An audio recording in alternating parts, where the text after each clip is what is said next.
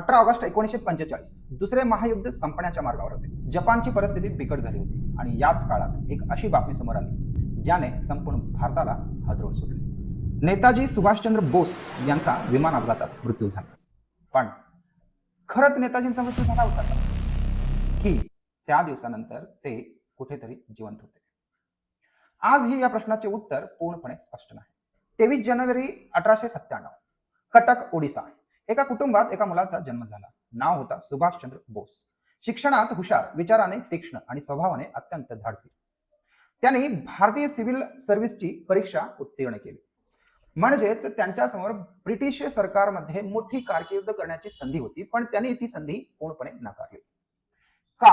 कारण त्यांना गुलाम भारतात इंग्रजांची नोकरी करायची नव्हती.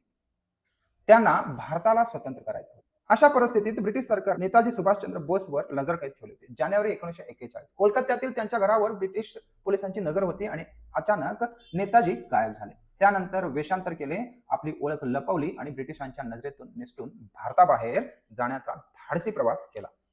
कल्पना करा, ज्या व्यक्तीच्या घराबाहेर ब्रिटिश पोलिसांचा पहारा आहे ती व्यक्ती त्यांच्या नजरेत धूळ फेकून गायब. नेताजी परदेशात पोहोचले आणि त्यांनी भारतीय सैनिकांना एकत्रित करून स्वातंत्र्यासाठी लढण्याचा निर्धार केला. आझाद हिंद फौज त्यांचा आवाज सैनिकांच्या मनात ऊर्जा निर्माण करत होता. आणि मग त्यांनी घोषणा केली की तुम मुझे खून दो, मैं तुम्हें आजादी दूंगा. त्यांचे ध्येय स्पष्ट होते. भारताची पूर्ण स्वातंत्र्य प्राप्ती करून देण्याचे हे काही ध्येय आहेत त्यांचे स्पष्ट होते. आणि मग आली 18 ऑगस्ट 1945 ची रात्र. आता कथेतला सर्वात मोठा प्रश्न. 18 ऑगस्ट 1945 म्हणजे आजच्या दिवशी नेताजी विमानाने प्रवास करत होते. तैवानमधील तैहोकू विमानतळाजवळ विमान दुर्घटनाग्रस्त झाल्याचे सांगितले गेले.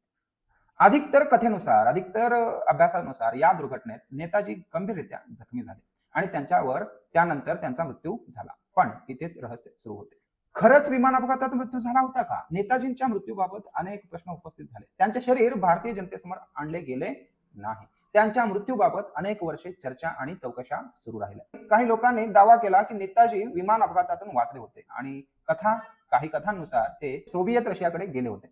तर भारतात अशी चर्चा झाली की ते वेगळ्या ओळखीने भारतात परत आले होते. यातील अनेक दावे आजही वादग्रस्त आणि अप्रमाणित आहेत. पण प्रश्न मात्र कायम राहिला. नेताजी खरंच कुठे गेले?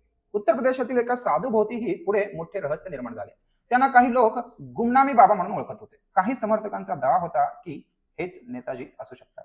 त्यांच्या वस्तू, लिखाण आणि काही कथित साम्यामुळे या चर्चेला आणखी हवा लागली. पण गुमनामी बाबा म्हणजे सुभाषचंद्र बोस होते याचा निर्णायक पुरावा मान्य झालेला